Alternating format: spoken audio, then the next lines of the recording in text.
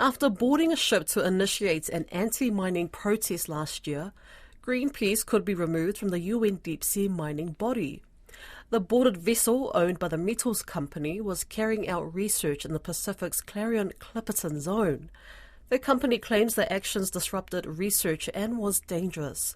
The UN's International Seabed Authority 29th Council meeting is underway in Kingston, Jamaica, where this week governments will discuss the protest that Greenpeace took part in. Caleb Fotheringham spoke with Louisa Casson, who heads Greenpeace's international Stop Deep Sea Mining campaign, about the protest. This Friday, governments will have the opportunity to talk about the peaceful protest that Greenpeace undertook in the Pacific Ocean last year, where we peacefully disrupted the industry's efforts to go out to sea and collect data to finalise a deep sea mining application. This would be the world's first deep sea mining application, and it's very controversial because there are no rules in place that regulate deep sea mining, so we are risking the possibility of entirely unregulated deep sea mining in the oceans. We really hope that governments focus on the imminent threat to the marine environment that deep sea mining causes. And while we know that there have been calls from industry to look at measures that governments may want to put in place to limit peaceful protests, including in future, we hope they withstand those calls from industry. Peaceful protests is a fundamental human right. We're not surprised that people around the world are rising up and resisting deep sea mining on land and at sea.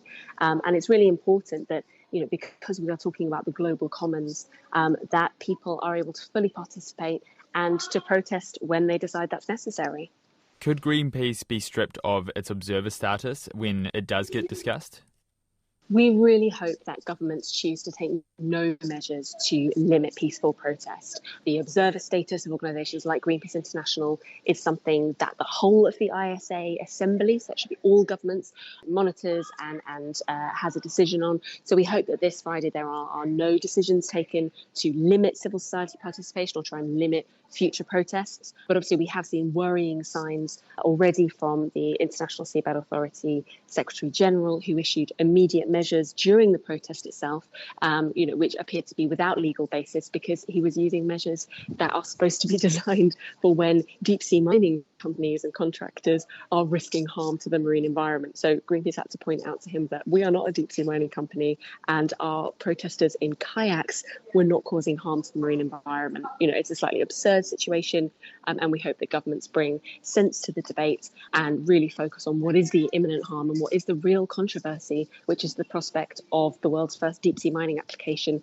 coming at the feet of governments this year. Right, because the metals company, almost directly after Greenpeace did its protest, said it was dangerous, it was illegal. What's your response to that? Well, the metals company took Greenpeace to court in the Dutch courts because we use a Dutch-flagged vessel. So they used the legal recourse that is available to them. And the judgment was actually really interesting. It decided that Greenpeace climbers who were on the crane at the back of the ship did need to come down. They'd been up there for about 5 days. But that actually there is a fundamental human right to protest, including protesting at sea. And the judge actually really criticised the company's characterisation of their expedition as independent science. She said the idea this was independent science was out of the question because this is a deep sea mining company who have a vested interest commercially in the outcome, and she hadn't seen any evidence that this was dangerous, that peaceful protest can involve and often does involve disruption to companies' interests, but that doesn't mean that it's not legitimate, and it doesn't mean there is a human right to peaceful protest.